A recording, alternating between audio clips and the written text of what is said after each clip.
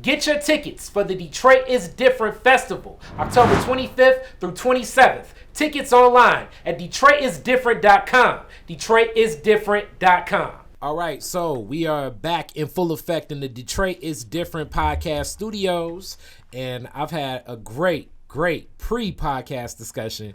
Man, oh man, I'm gonna definitely have to get this woman back. She's one of the big homies to look up to in entrepreneurship, artistry. We talk about culture all the time through Detroit is Different, and she brought in one of my closest comrades, somewhat of a consigliere, when she can focus on like one particular social justice cause at a time, and hip hop song to be focused on. We have Zana and Piper Carter. Zana from Spectacles, Piper Carter from We Found Hip Hop. How are you guys doing today? Great. Yeah, awesome. All right. So thanks for having me. Oh, all the time. Like I say, one of the things that I just found out is, Zana, you're basically from this neighborhood. This is my neighborhood, but I guess it was originally your neighborhood. Yep, I went to Central High School, the Big CE. Okay, Yep. a trailblazer. I'm a Northwestern person, so you may not have picked the right school in the neighborhood, but It's all about the blue and white now. All right, so what was that like? Growing up, going to Central, America's first high school. A lot of people don't even know that. Yeah, so I enjoyed it because, I could just walk. I lived on Glendale, and I just would walk straight up Linwood, and there were a lot of great hamburger shops, and, we just had a ball, going, because you had Central, Durfee. I went to Durfee as well, and Roosevelt. Okay.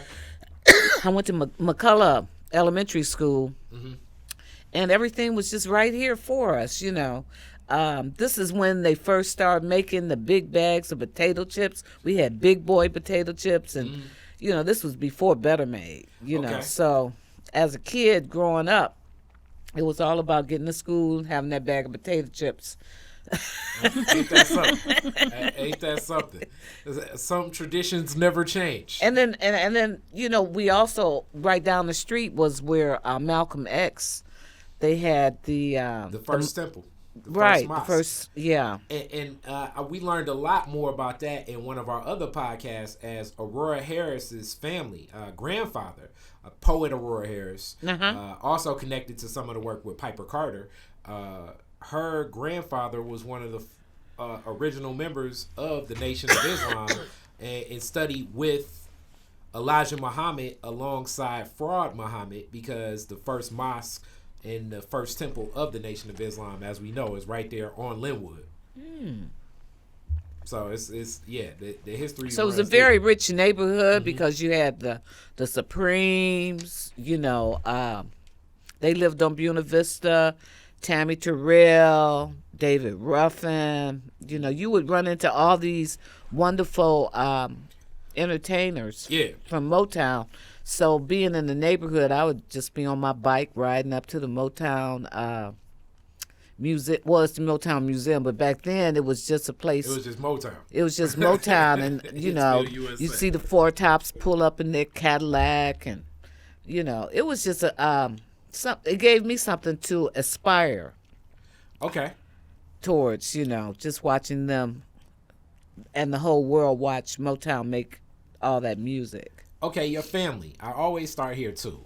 Your family. What led your family to move into this neighborhood, and how deep do your roots in Detroit go back? Are you a first generation Detroiter, meaning were you the first kid born in Detroit, second, third, fourth? Well, my mother went to Northwestern High School. Okay, so your mom picked correct. So they were from that neighborhood. Piper went to NO too. It's That's like right, big nothing NO. but coats in here. Oh, all right. Yeah, my mother and all of her siblings, they went to Northwestern. So we were from the west side, over there by, I think it's Bethel Church. And then we had a St. Stephen's. We had a roller skating rink in the basement of the church. Back then, I lived on Pacific, right off of Tarman. I was born on Tarman, right there at Grand River. Okay. Okay, so they kind of had the option of going to McKenzie or Northwestern, but chose. Well, when we moved on Glendale, we kind of like we were closer to Central High School. Yeah. But You but living there, you could have went to either or. Your family. Well, I could have went to Cass too. Yeah, good Right. point. True. Yeah, everybody. I wanted to catch the bus. Yeah, true. What about family moving to Detroit? What was your mother born in Detroit? Was your father born in Detroit? My mother was born in Detroit. My father was born in Louisiana. But my my grandmother and grandfather, they came up here, to work in the factories. Okay. And from what state? From Kentucky. Okay, so Kentucky, Louisiana. What parts of Louisiana? Gosh, I wish I knew. My dad passed when I was about 10 years old, and I knew he was from Louisiana, but I'm pretty sure he was Creole, but I don't know exactly. I'd have to look that up. Kentucky, whereabouts? Right on the borderline at Tennessee, Fulton, Kentucky, and Tennessee, Fulton County. Okay. So my grandfather had a farm there. All of his brothers and sisters had land.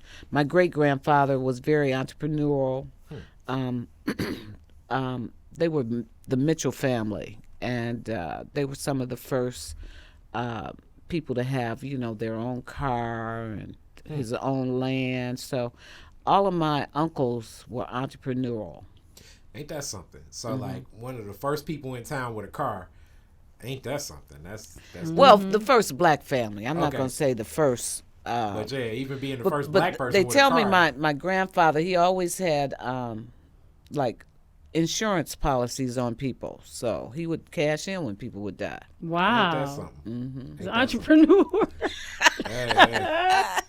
Hey, he saw a need and fulfilled it. And he, just kept buying land, left farms to all of his children. All right, so as that goes on, we're talking about a family that came up here to work in the plants. What plants did they work in? What factories? Well, I don't know exactly. Maybe Chevrolet. I know my dad worked at the Chevrolet plant. They don't call it Chevrolet. It's called American Axle now, because I can remember taking him his lunch. Okay. Over there in Hamtramck? Over there, yeah. Okay. In Hamtramck. Okay, so that's definitely cool. So your journey after Central, what did you end up getting into? Well, I left and went to college, Ferris State College in Big Rapids, and stayed in Big Rapids for 3 years. I got a 2-year degree, but it took me 3 years. And after I got that associate's degree, I went to school in Atlanta. I went to Clark University, and that's how I got involved HBCU? in I went to Howard. So. You went to Howard, Hey. right. Clark, that's my family. I was just watching Blackish. They want their son to go to, or he wants him to go to Howard. But anyway, so, I went to Clark, and then I came back here and opened up my store on Dexter and got my degree from Wayne State.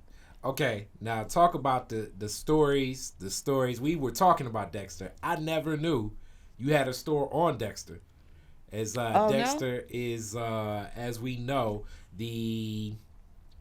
what I think like when people talk about the West Side, especially like this community, it's like Dexter, Linwood, Rosa Parks, but more so Dexter and Linwood like stand out most.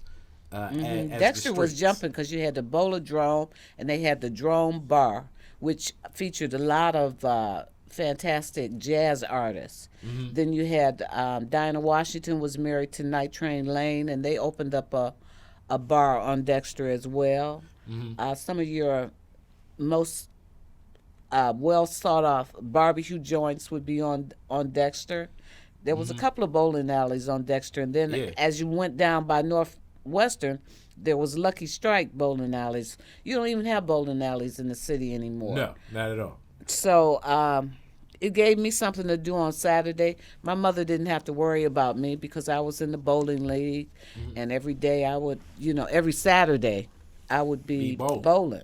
Ain't that something? Yeah, because I hear the stories, especially because Yusef Lateef stayed not that far off Dexter. So, like, John Coltrane would come to town, spend the night, and then get up and then just, like, sit in with whoever happen to be there. Like, that has to be at the Drone. some of the most phenomenal feelings ever. Like, you just also happen to be playing West when Montgomery. John Coltrane wanted to sit in with you. West Montgomery would be at the Drone. I mean, it was such a rich culture of music Yep. through our community. And this was all at what was turned into a supermarket when I was growing up. And it was next door to Esquire corned beef, because I remember I hear these stories like, Oh, Esquire was very popular. yeah. Tyrone Bradley said it was a guy that got shot in Esquire and nobody in the line moved because they still wanted their sandwich. Wow. Which I don't know. I definitely don't believe it. I believe it. Esquire had it going on. That reminds me of the dancery. The dancery. You remember that? Oh, That my was like the goodness. dancery. And if somebody gets shot while waiting for food, I think I'm picking a new restaurant. But this is Detroit. You know, it's Like, Detroit. that ain't got nothing to do with me. I still want my corned beef sandwich. So that's a legacy then. All right, so Dexter store. What did you sell? What were you doing? Well, my brother had a store on Dexter, and they broke in and stole everything. So he kind of threw his hands up. So I just asked him, "Let me have the keys." I took my little record player that I had in my dorm room, and I just opened up. It was a raggedy store. You know, the front door, you had to lift it to get it to open and close. When the people in the apartment building above it would flush the toilet, the water from the toilet would come down the side of the walls in the foyer. That's why the door was so swole, because it was wet all the time. It welted. Yeah. But I had a lot of fun with that store, because we were the first head shop. We were the first store to sell easy widers. We would have black light papers. Back then it was kind of like a Superfly era, where guys were dressing with the perms. They had the JFKs, we would call it. It's like a pompadour, kind of like how John Kennedy's hair went. We called it the JFK. That's guys hilarious. were playing, wearing these split JFKs. the split toe loafers and Split toe loafers. the gabardine shirts with the vest that was over it with the two patch pockets and we the think top Migos dresses stitching. strange today. Yeah, because Ted Vassar was on Dexter. There was Hawkins Apparel. These were prominent black-owned stores that were in the neighborhood before the riots. Because when the riots came, a lot of the businesses moved west, or northwest, I should say.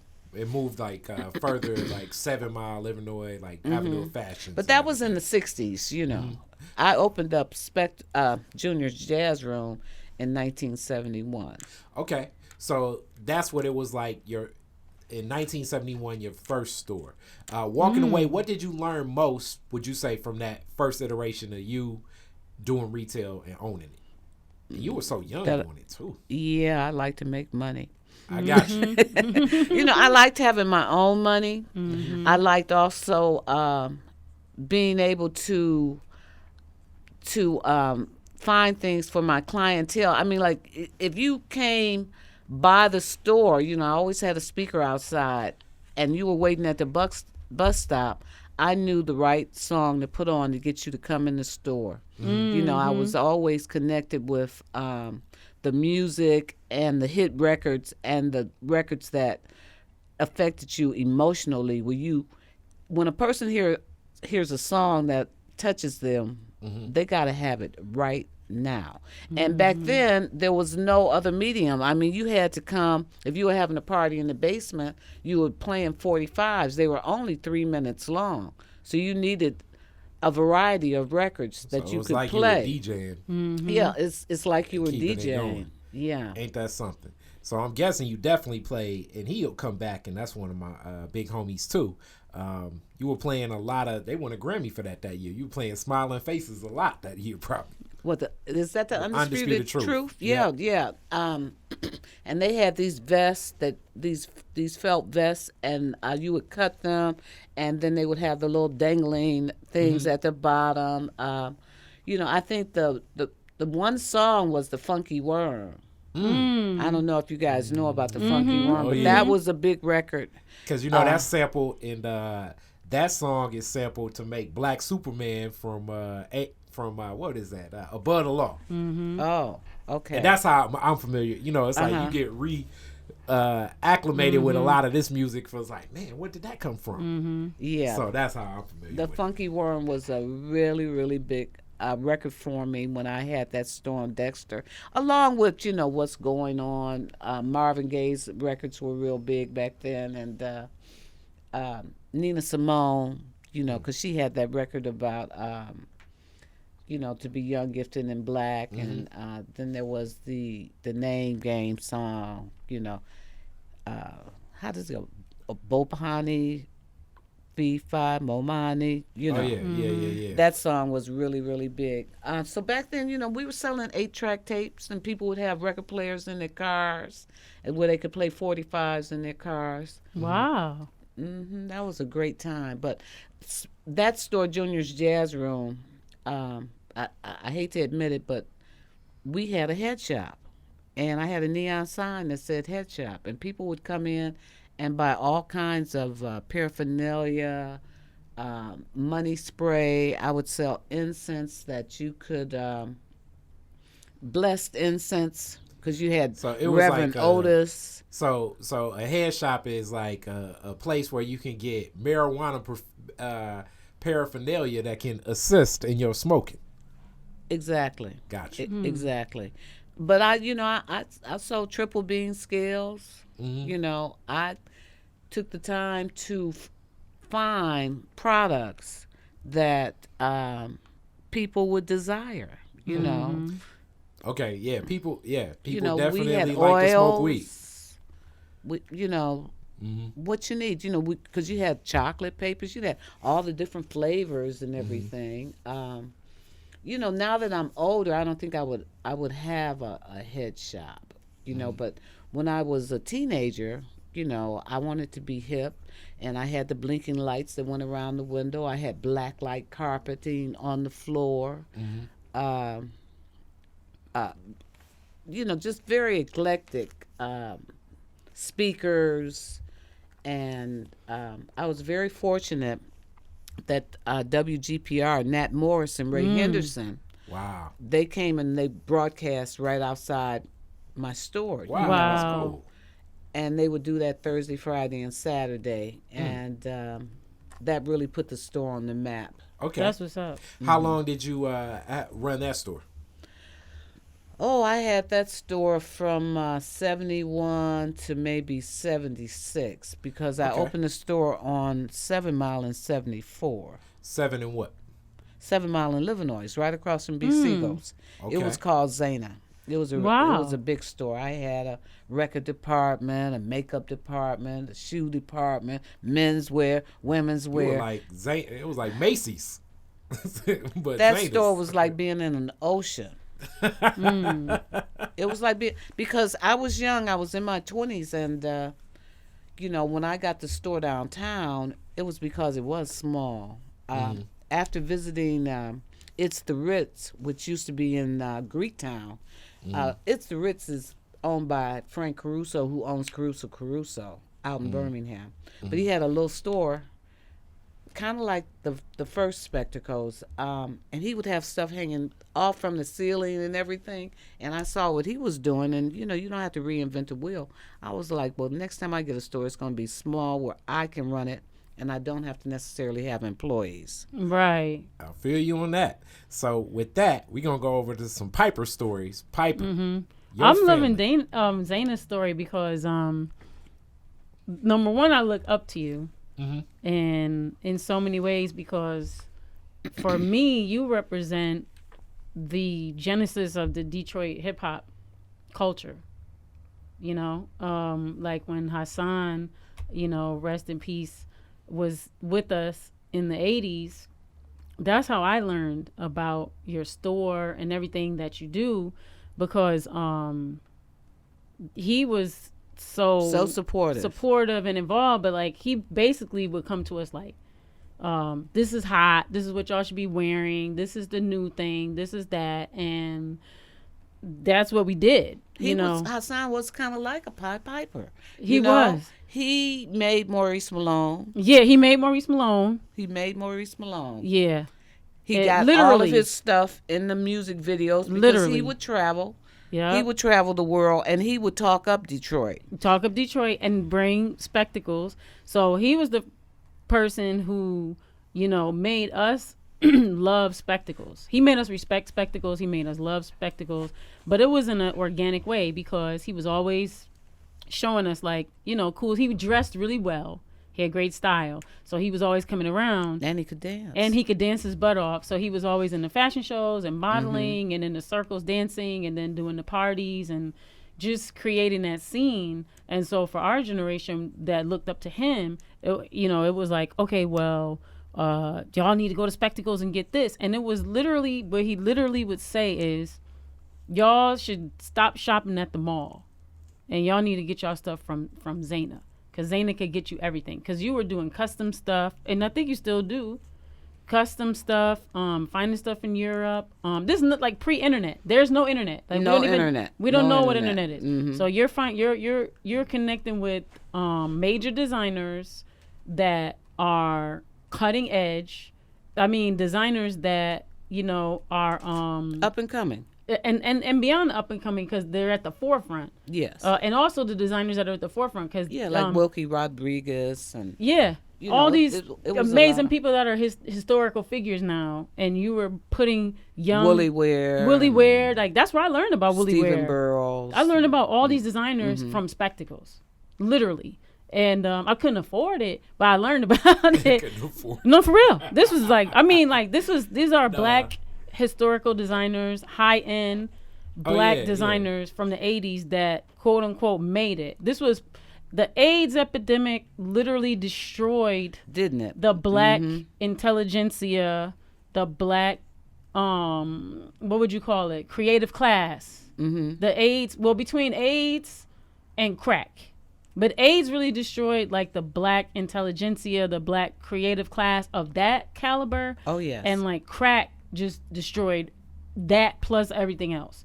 But Spectacles, in my mind, I look at the world as like, PC and like, like BC and like, like before crack and then like after crack. So Spectacles for me is like before crack. Okay. And for me, the world before... That's so funny, Piper. but I'm saying in real life, see, I was born in 72. So in real life, my world before crack was amazing. I did not know I was poor. I didn't know I lived in poverty because we grew our food. We had everything we needed. Our hood, I mean, it was gangsters in the hood, but if you were not involved in gangster stuff, they were loving on you, protecting you, and a part of your community. You, and you didn't have no trouble from no gangsters. No, they kept me open. And they made sure with me. They made sure that if you wasn't supposed to be in no gangster stuff, I was safe. You were safe. Mm-hmm. And if they knew that you wasn't of that, they were like, "This is not for you. Go across the street. You don't belong here. Take your butt home." Blah blah blah, like that. Mm-hmm. Whereas after crack, it put a hole. It just destroyed. It the destroyed. Sensitivity just changed. They didn't respect any grandmothers. They didn't respect any children. They was like killing kids, killing elders, and it didn't mean anything, which is where we are, 4 generations now from that to today, where the young people now don't even see you. I mean, I shouldn't put all young people in a thing, but what I mean is, coming from that world, we can't reach them. Well, we have to do a lot of work to connect with them. Like, and it's a lot of work that, a lot of people don't have the energy to do because we have been devastated by emergency manager, water crisis, a housing crisis, our political leaders just pretty much, removed, just all of these points where power has just been zapped to the point where the older generations, like the younger generations, look at the older generations like, y'all didn't do this and y'all didn't do that. But part of it is so many attacks consistently decade after decade after decade, and it just keeps coming. After a while, the older generation is like, I'm tired. I'm tired. So the young people, unfortunately, are receiving that tired energy. And, you know, we have what we have today, this generation divide, like no understanding between cultures. But at the same time, the beautiful thing about our Black culture was so rich and strong about it. It is so rich that all the culture that I'm going to say you created, and I'm going to say that, and I mean it, has now, like, you were so light years ahead. Because the 80s is what, at least 30 years ago, 30 plus. You were so, Specatcle, Zana, that whole thing was so light years ahead. Right now, the young people are doing those fashion trends. Those same fashion trends, that's what they're looking to, and they're doing that now. I would say, I mean, when I look up to Zana, it's a lot of different layers, like, but just way more like entrepreneurial, like how I see it, because you see it from a whole different scope with your experience in fashion and everything else, Piper. And that's why I was going to say, like, you know, you can give like more context to what you've been doing because of the different things that you've seen just in your life connected to fashion. But I definitely think a lot of it is, you know, staying on the marathon and reworking it. Like this is, which I guess from that, it just leads me to the 7 Mile store. What was happening at the 7 Mile store? What was the vision of it? Well, I just wanted to. I went out to California, and I Where at in Cali? Los Angeles, L.A. Okay. Yeah, I looked at Fred Siegel, who is like my idol, you know, and I looked at how he had his store laid out, and so I came back to emulate what Fred Siegel was doing. Okay. And I got the store and bought a bunch of. There was a store called The Proving Ground out at Northland that was going out of business, and I was able to acquire a lot of their fixtures like and stuff like that. And now, let me ask you this: in getting the second store, did you go about it like traditional lending way? What did you save up? Did you have family invest? Did you the streets lend some money? How did you go about it? No, I was fortunate that my mother was able to help me with the store. I never thought about borrowing any money. Okay. My uncle always told me, you know, if you can do it without a loan, do it without a loan, because then you don't have that stress and the pressure. I've never had a business loan, and I always handle my business. I make my business happen by doing business, like say for example, like giving a party, or you know. I've always been selling something, so it's a natural thing. You know, when I was in college, I had a little, you know, I had Afro picks, Afro sheen, sunglasses. I had stuff, you know, because I always had to have a product where I could make some money, because every day I was going to need something. So I would either have a jet route or Michigan Chronicle route. I was always doing something entrepreneurial. So do you think the barriers of entry then, when you were opening your businesses in the 70s and 80s, was that different than today? Because nowadays I think that so much of it, if you do look to go the traditional ways, a lot of the systems that exist, especially if you're looking to be by the book, between insurance, between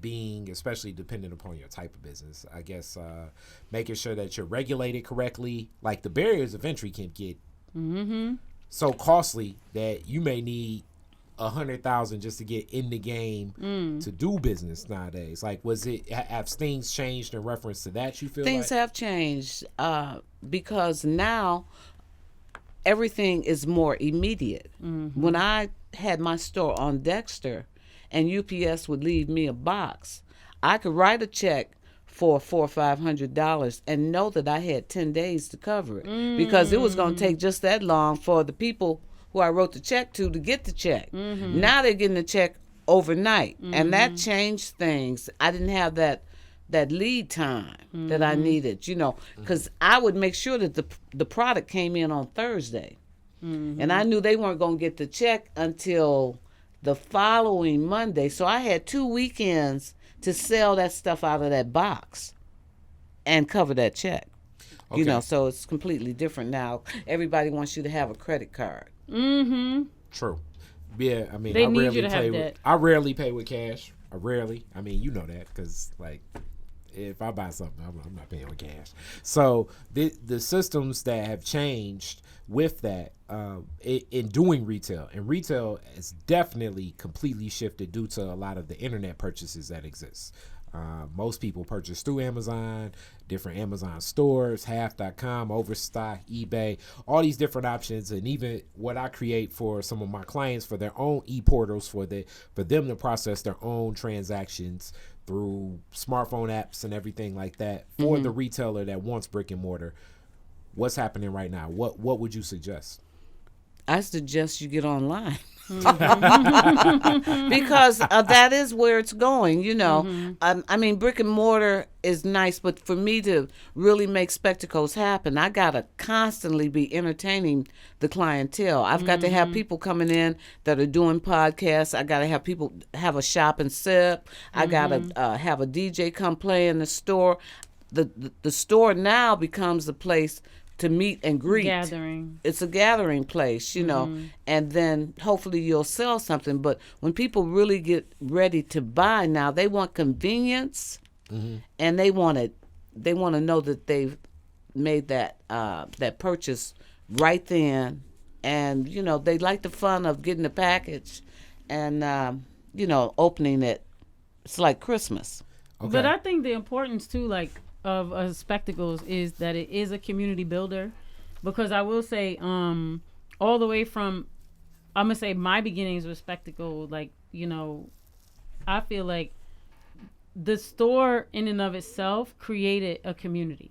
Oh yeah. And then communities, and it's now a global community. So if you say Spectacles, like, well, honestly, if you go anywhere in the world and you say Detroit, they're going to add Spectacles to that list, along with Henry Ford, along with Motown and J Dilla. They'll say Spectacles. Zana Spectacles. So I feel like you personally having a brick and mortar, even in 2018 or 2020 or whatever, for me, that's really important. It is important because people want to be able to connect. And when people come in from out of the country, they come to Spectacles because someone has told them this is where you go to find out where you should go next. Yep. So I'm very blessed and fortunate, but that's the reason I put the store in downtown Detroit, because I wanted to connect with that international traveler, because so many of my DJ friends were becoming international travelers, and they would take my message and my products overseas. Yep. And that's because of with the inner city video. The first, did you do the styling for that? I probably did. The inner city, and it was a lot of videos that came out like late 80s. Yes. The beginning of the whole house. What was the name of that house group? The one from the members here. of the house. Members of the house. I used to dress them. And I mean, so many of the house movement, because like London and like the more like Scandinavian cities, like your Denmark and Sweden and all that, they look to Detroit because of the techno music and everything, and all those techno artists was coming to Spectacles. Yeah, a lot of them worked they worked at at Spectacles. It was kind of like, everybody worked at WCHB and WCHD, most of your jocks or JZZ, everybody had to get their rites of passage, and Spectacles became kind of like that. You'd have to, people wanted to work at the store so that they could meet other people in the music business. So many times artists would come and get hooked up because they were in Spectacles at the same time, and magic would happen, and having the poetry scene, being involved in that at Cafe Mahogany and Pour Me Cafe, which is where I met Jessica at, and Frenchie Davis. I don't know if you know Frenchie. American Idol. She does the erotic poems, but and Sky Covington was very influential. Now she's a jazz performer. it's a lot of talent in Detroit, and I find that the talent in Detroit puts forth more of an effort because we have the time than people say like in New York, because they're in a rat race in New York. So we tend to buckle down and really give you a nice presentation. Our fashion shows are usually very tight. Yeah. So the and this is so cool now. It's like now I'm seeing the rhythm of like how Piper's gonna come at it and how I'm gonna come at it. Piper's asking community questions. I'm asking business questions. That's great though. So as we talk about the spectacles and then growing, the 7 Mile store, what ended up happening? When did you decide to say, all right, I wanna transition and end up at moving downtown? Well, what happened with the 7 Mile store is, those kids over in that neighborhood, they're like turnkey kids. Their parents are professional. They go to work, but the kids are bored. They would just be in the neighborhood in some of these great big houses in Palmer Woods, but they would just test and try to beat my alarm system. Maybe break a window. I never had a problem on Dexter and Richton. Wow. Ain't that something? But on 7 Mile, right across from B. Siegel's, you could just sit there. They put a fur coat in the window. Somebody was coming to get it. I had to have men sleep in my store, and a lot of times it might just be an elementary school kid see a hat and break a window to just take a little hat, and then I would ask my security, well, what did you do? Well, I didn't have my shoes on. I don't want to run through no glass, and was just a little boy, So that store was not a good store for me. Finally, I had Sonatrol, and they were How long did you stay there? I had that store until 1980. So kind of you picked up from 67 to 80 and went there. From 67? I mean, from 71. 76. I had the store on Dexter in From 71. 71 to 76. Then I had both stores. Oh, okay. I had both stores. They overlapped. Okay. And, I had to let the Dexter store go. And then I let the 7 Mile store. I had looked at the store downtown, but it was very tore up. It was very tore up where these people had, just tore up the space. But I was looking at the space, and my friend Zana Smith, he put a store in there called Zanella. And at the time, I started giving the parties at the downstairs pub. This was when I was doing parties on Glendale, and then I transitioned to the downstairs pub behind the Pontchartrain Hotel. Okay, now when you started doing your parties, what type of music were you playing? What was your audience like? What field was it? This was house music, and this was the time of disco and Donna Summers, So Ken Collier was a very notable gay DJ, and he decided he would play for me because we had this straight crowd, but he had never played for a straight crowd, and we were downtown close to the water. Everything I did, I wanted to be close to the water. The closer to the water, the better. Henry Ford's girlfriend owned a club upstairs that was called L'Esprit. So my thoughts were, well, we're all going through the same doors. People don't know if you're going upstairs or downstairs. So that was a good thing because they always had all these fabulous automobiles parked out front. And, in Detroit, it's all about your car. Yeah. And being seen in your car. Yeah. So being seen in your car.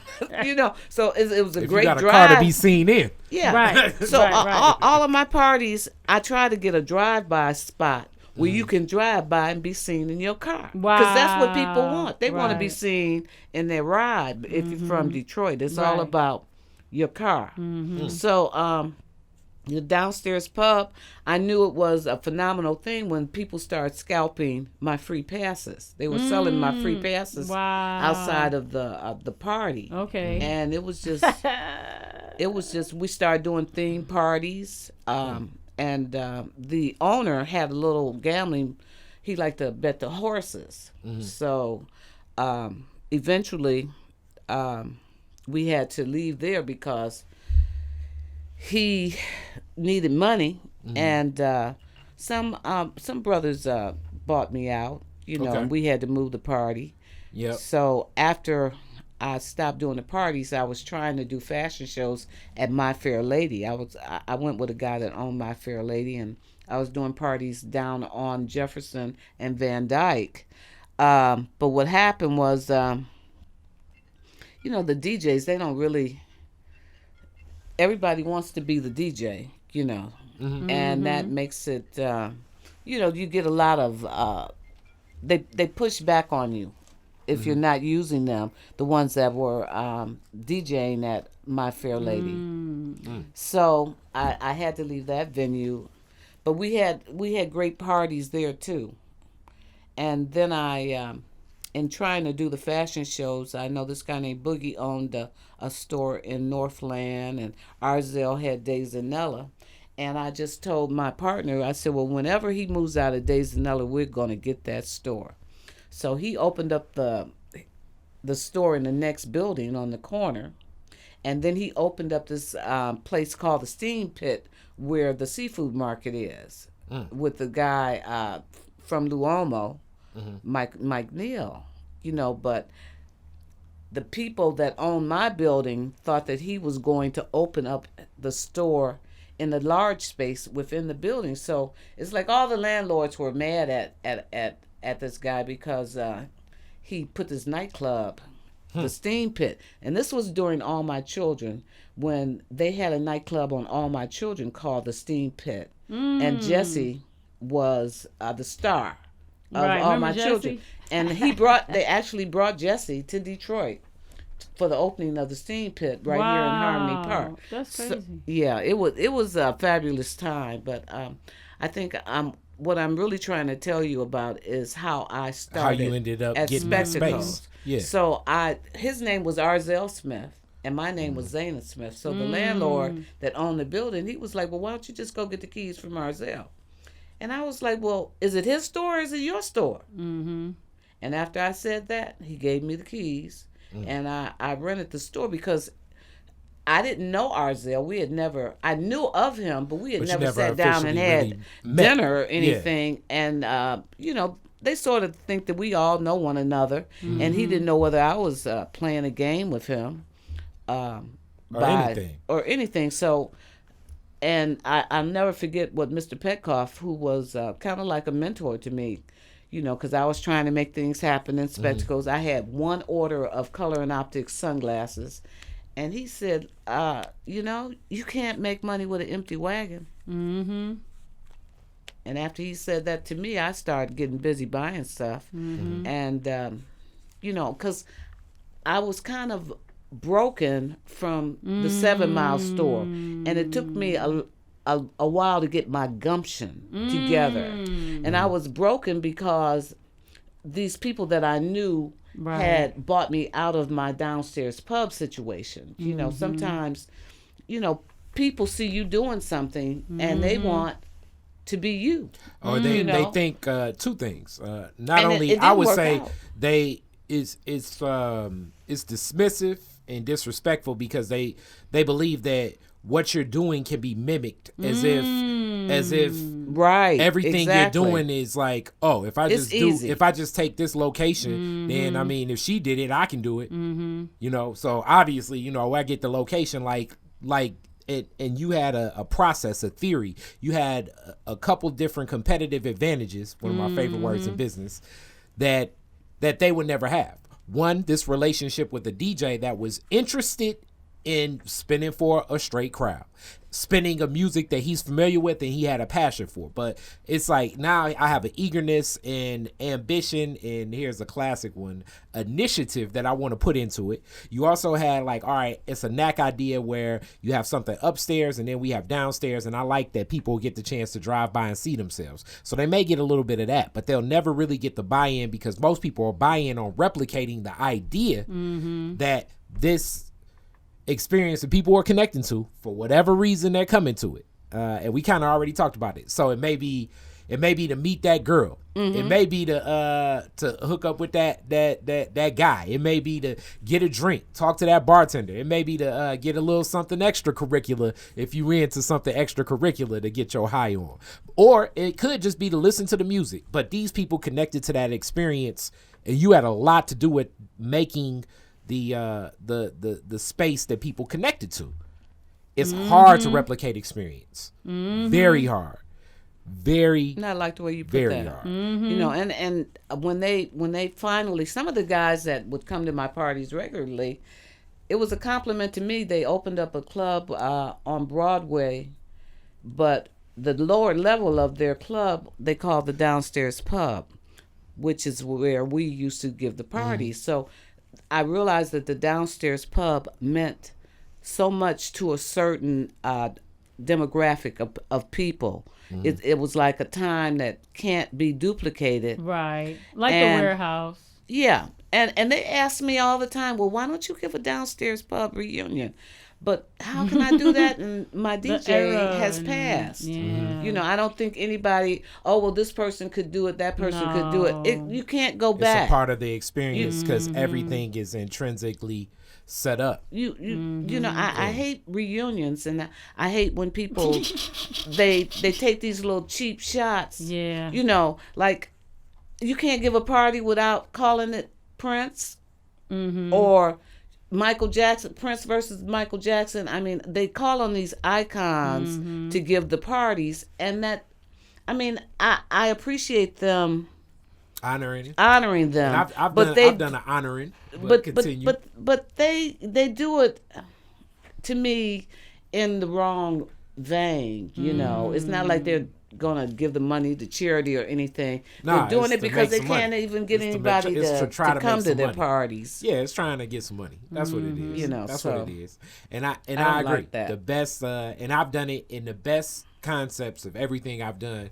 Always are from the ground up. Because who was it you were celebrating? We did a Sweetest Day show where it was Anita, Aretha, and Aaliyah. I just like the alliteration of the three names. But looking back at it, I could have easily done it where everybody did their own originals too. Because I know they'll probably do some covers. But every great show that I've ever produced, and I've produced some really good shows over time, not to my own horn, not because the people are there or because I made a lot of money. It's just the experience. It's always the vibe. It's the feel.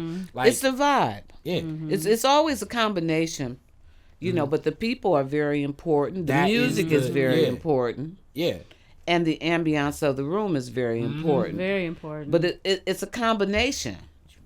Yeah, where you know each variable kind of takes a little this, a little that. A little, it's like making a good drink. Like, you know, it shouldn't have too much alcohol and it shouldn't have too much, I don't know, juice. And I wanna mention Piper's event, We Found Hip Hop, how it just came together and it felt so magical. I never felt that at the Child's Right before. Wow. You know, it was very, the production of it was just so tight. Wow, I mean, thank and everything was color coordinated. You know how you look at the news and he's got on a pink shirt and she's got on a pink dress and you know, I don't know how all that felt. We that was real organic.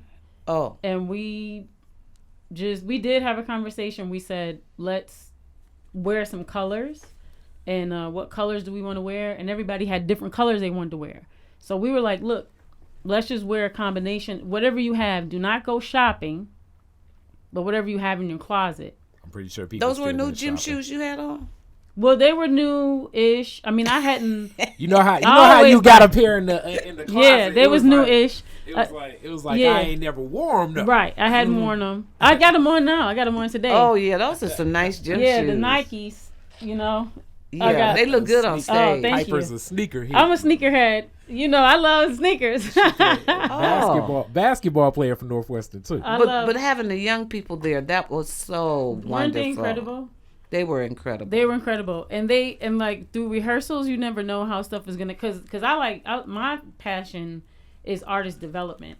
So I love doing the professional stuff, but I really love developing people And I feel like in Detroit, that's what made Detroit in Motown was Berry Gordy developed. He took the time. They had, walk-in lessons and media lessons and speaking lessons and all this stuff.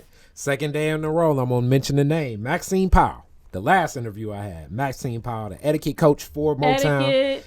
And then heck of a lady. I mean, financial. All these things that when we look at the demographics, like I'm involved in a lot of community organizing. So when I go, unfortunately they have all the meetings in precincts, which is why people probably don't want to go. But when you go, when people talk about the community, they'll talk about what's going on in the community, what could be different. One of the things that is my pet peeve at these community meetings is they uplift the crime statistics, and they'll show you all these crimes, and they'll show you these charts and these statistics and things. And the biggest demographic that they show is these African American young men between the ages of 14 and 25, and sometimes up to 35, commit, like the majority. You'll see the line spiked all the way to the top. This is the majority of the crimes. I mean, and they have young ladies in there too. So my thing is, when I'm at the community meetings, my first question is, okay, if y'all are calling yourselves the Department of Safety, in what aspect of safety are y'all providing any sort of programs or outreach or anything? And they'll say stuff like, well, we have a basketball game that we do every summer, or we had this, we had that, and most of it is for children, the babies. And then I'll say, well, that stuff is all for babies. And then they'll say, oh, because we got to get them early. I'm like, but if y'all are telling me that y'all's philosophy of reaching people early, I've been watching y'all reach people early doing Stop the Violence and stuff for 30 years. Those people are 30, 40 years old now. So if these demographics are getting worse, you have to do something different. And so for me, I like reaching those demographics of young folks between 14 and I would say 35, and developing them in the things that they want to be developed in. So in the arts and culture, things they care about. The people who want to be artists, who want to be professional artists, who want to be entrepreneurs, that's my passion. And for me, Detroit does not have those pipelines anymore. Yeah. We used to have a pipeline so that you could go into the industry. Well, I mean, the professional arts industry or music industry. Right now, we have a lot of gatekeepers. There's a lot of people who have become successful, but they haven't created any pipelines so that other people can become successful too. And so what I want to do, or what I've been working on, is how do we develop people so that they're ready to be in the industry, whether it's mentally, with their arts and skills and their business acumen and all that. But then also too, how do we create avenues so that people can look back and be like, oh, that's a place where we could go get the hotness. Like how Spectacles is, when people know, Spectacles is a place where any time of the year that you go to, you will see some international figure either being photographed there, interviewed there, shopping there, just coming by to kick it with you. You know what I mean? Like, it's just one of those places that I would put on the map, like a Motown, like the like Underground Resistance, like just these places that you go, like the DIA. You gotta connect with Zana, you know what I'm saying, to like be a part of whatever we're gonna call that, the industry that exists in Detroit that we have and don't have at the same time. And we've got to support, we got to support. We have to support. We have to support the businesses that can support you back. Right. It just doesn't even make sense. You don't spend money where people are treating you right well. Where you're not comfortable. From being in this neighborhood my whole life, it's a many of places where that dollar does get turned over. Actually, I had a personal boycott against a Chinese food place not far from here. If they're not treating you right, you shouldn't be spending your money there. It's not necessary. Yeah. And it actually is one of the few things people listen to. We're coming towards the end. I definitely got to get you back, Zana, because I feel like we haven't even gotten into in the business discussion, like, where things are now and what visions, but I will have you speak on that a little bit. What's next for Spectacles? What do you see next? What are you going to be working on? How can people connect? Well, we do have a website, spectaclesdetroit.com. We're working on updating our website. Right now, we're closed because we're getting new windows. The whole first floor of the building is getting new windows. We'll have windows off the alley and off the front of the store. Okay. So we'll have 5 new windows. And we're getting in our HVAC. Heating and air conditioning system, which was what I requested, and they tried to cut a few corners, and now that I complained, they're putting that in. So that I'm hopeful that we'll be in the store by the 1st of next week. Okay. They're saying they'll definitely be finished with the first floor by April the 9th. So after that, we're going to be having our grand opening. Oh, nice. There's a wonderful rooftop on the building, and we're going to be able to utilize that. I was sure to put that in my lease that I wanted to be able to have an event on the rooftop. So, again, you've got to entertain your clientele. So my job right now is to get in the clothing that I haven't been able to buy over the last 3 years because we've been in such a limbo construction site. So now it's going to be like starting all over. I've got a brand new canvas. It's white, and I can build on that. So I will be seeking out some local designers here in the city and some international designers. We have a brand called King from London, England, that's been very amenable to spectacles, and I'm very loyal. If you treat me good, I'll treat you good. I'll stick with your brand, So we have a few brands that we're going to be introducing from Toronto and Chicago. But for some reason, I like a lot of LA brands. I love LA and Detroit have some type of cousin connection. I think so. It's something about and things LA from and San Detroit. Francisco. Too. Okay. I like to get things from San Francisco. It's nice because men are wearing a lot more accessories. They're wearing bracelets. I like selling to men because they don't have as many options You have as a women. huge male clientele. Yeah. Like you like in terms of the streetwear, because I'm into streetwear, the streetwear culture, and in terms of like streetwear or like high end streetwear, Spectacles is pretty much like one of the top like streetwear. Well, downtown is more of a men's area. Now, I want to do more for women.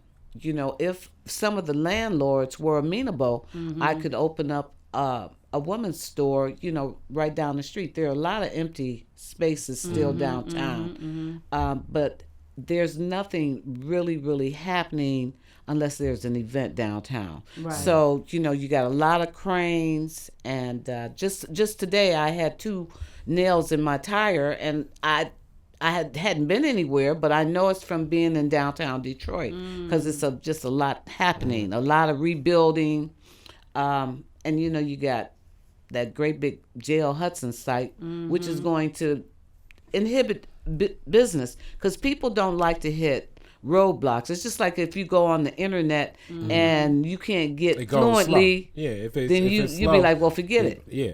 So it's another one of those things where that's what's happening I think downtown. with this development, I'm going to just say this to any potential retailers thinking that brick and mortar.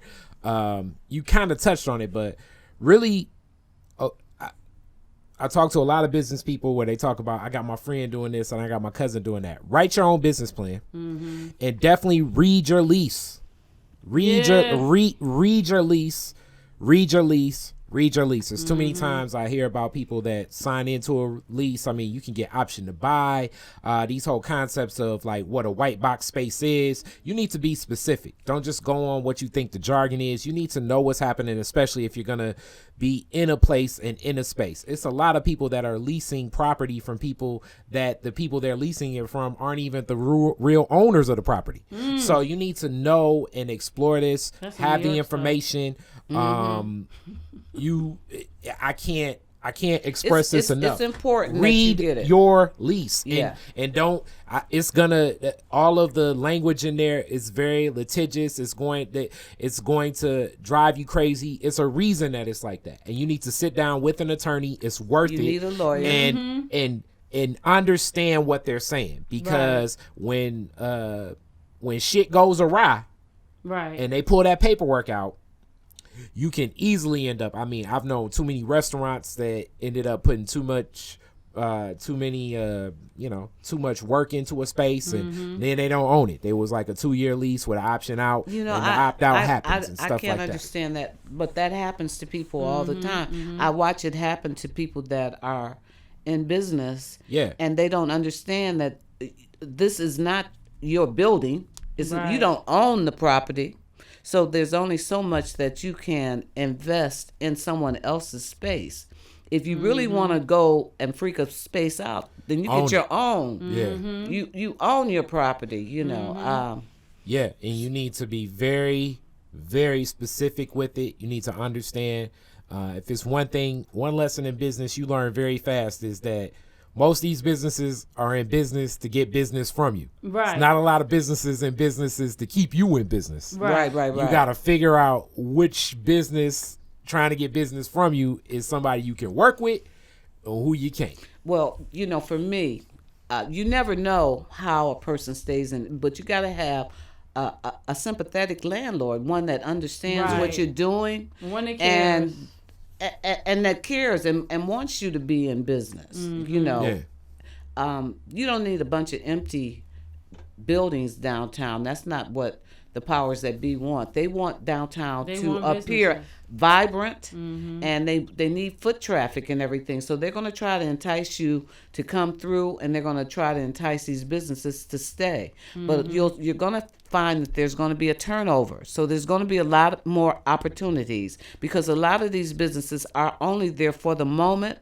A lot of them aren't paying rent. They're just there to see if they want to stay. And some of them aren't going to want to stay. So don't give up on downtown Detroit. I'm not. I don't think I've given up on anything. It's a bigger, broader discussion than when people talk about the gentrification abroad in Midtown. I think so much about placing your business and leasing. You know, ownership. Nothing's the true gateway. Ownership, you're going to deal with headaches. Leasing, you may deal with headaches. But the number one thing is place your business where you feel like it provides the most where you can exploit the most advantages to grow yourself. And downtown is one of those places where you're going to get a lot of foot traffic. You need to understand the ebb and flow of what that foot traffic is, how it works, who's going to walk by, because you know you're interacting with the general public. But boy, oh boy, I'm feeling like I'm giving a business lesson. Let me get back to the classic Detroit is different questions as we close out. As this is a car city, I always ask this question: what was your very first car? What year did you get it, and what year, make, and model was it? Oh, my very first car was a Impala, a Chevrolet Impala. That was in 1970. Probably, I would say 1969. Oh, man. So what year did you get it?